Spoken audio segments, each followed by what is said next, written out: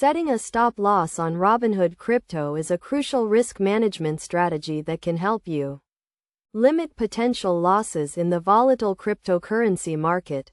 To get started, open the Robinhood app and navigate to the cryptocurrency section. Select the cryptocurrency you want to set a stop loss for, such as Bitcoin or Ethereum. Tap on the trade button and select sell from the options. In the sell order window, you will see an option to set a stop loss order.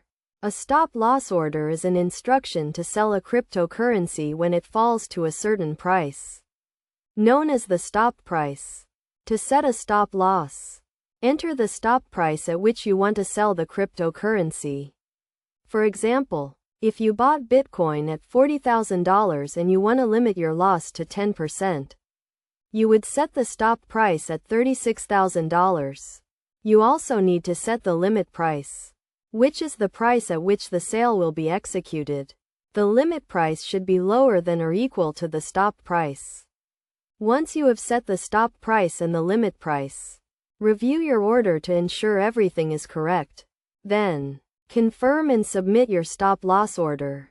It is essential to note that stop loss orders are not guaranteed and may not be executed at the exact stop price due to market volatility.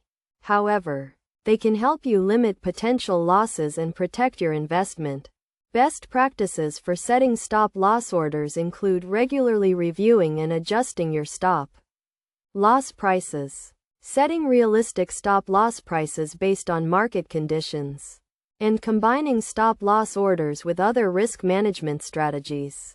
By following these steps and best practices, you can effectively use stop loss orders on Robinhood Crypto to manage your risk and protect your investments in the cryptocurrency market.